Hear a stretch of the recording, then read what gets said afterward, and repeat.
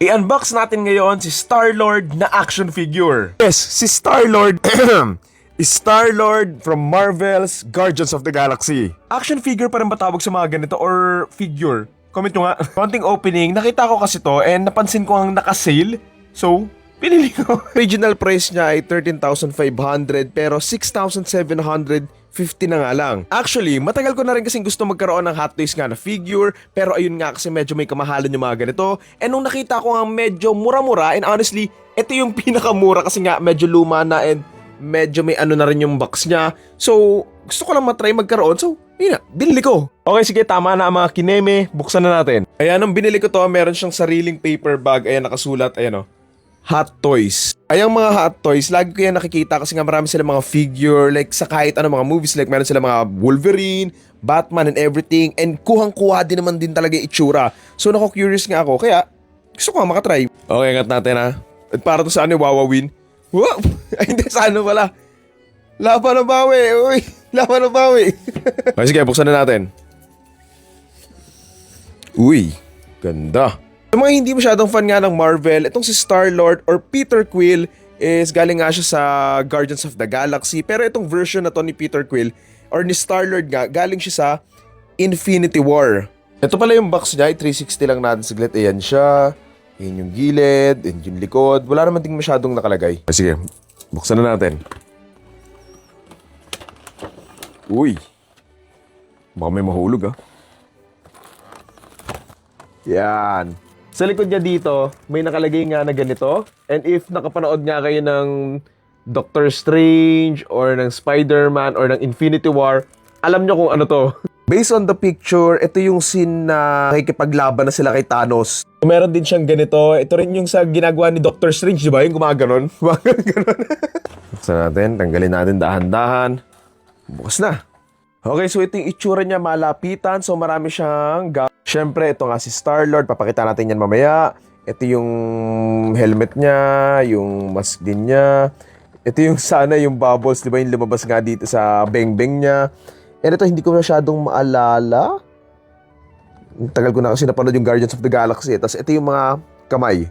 Bakit kamo may iba't ibang kamay? Siyempre, meron siyang iba't ibang mga gamit. So, meron siyang iba't ibang pwedeng hawakan. Like I said, medyo luma na nga to, kaya nga nagmura, kaya yun, medyo may damage na nga siya konti, oh. Natanggal na yung... Pero okay lang yan, isipin na lang natin.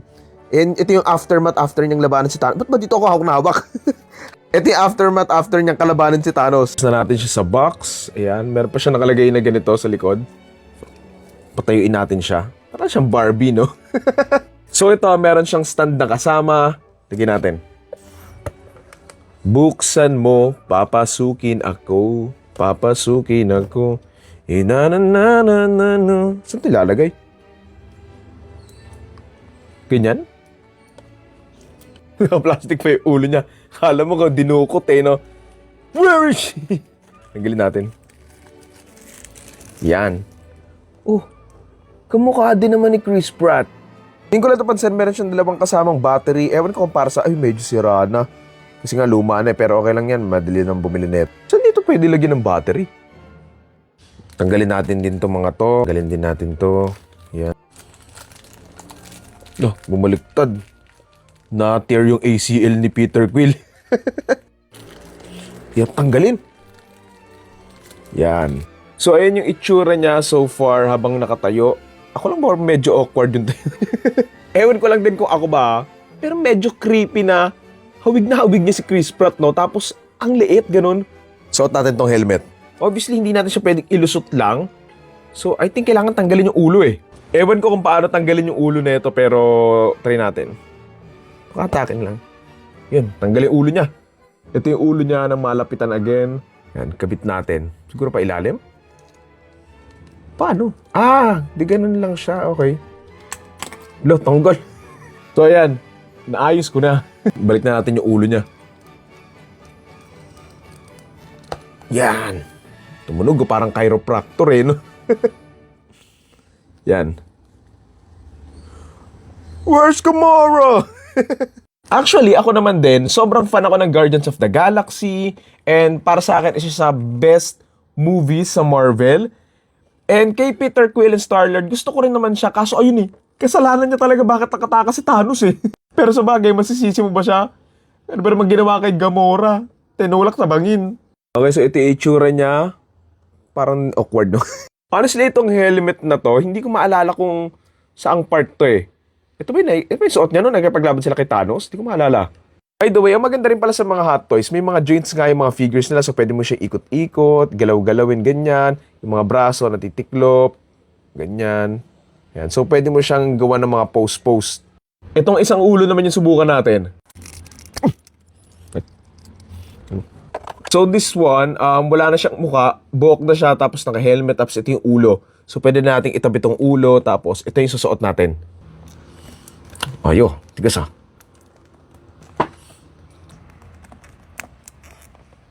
Huwag siguro yan.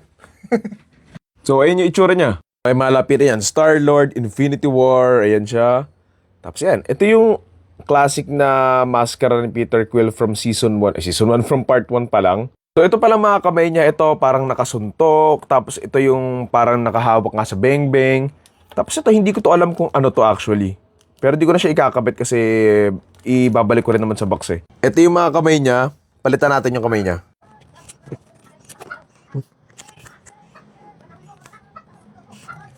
So, ayan na nga yung itsura niya kapag nakatayo. Ayan, kinabit ko na nga yung mga beng-beng sa kamay niya. Tapos kaya, kung napanood nyo na yung Avengers Infinity War, alam nyo kung bakit may bula yung beng-beng niya. And isa yun sa nakakalungkot na si ni Peter Quill. Kaya siya na nabaliw eh. For me, maganda naman siya. Kaso ayun nga lang, wala lang talagang ka-expression yung mukha ni Star-Lord. Hindi ko na siya ipopost kasi nga ibabalik ko rin naman siya agad sa may box. And kung mapapansin nyo, may dahilan kung bakit to sinale kasi nga yung parang leather or paint nung jackets niya, sobrang dali nang natatanggal na nag-chip na yung mga paint. Okay, mabilis ang 360 na lang. Yan. Honestly, I like the outfit. Ayan, tela din talaga siya. Ayan, maganda rin yung I think for its price, parang okay lang din naman. Pero not the original price Yung sale price. Ilang. Thank you.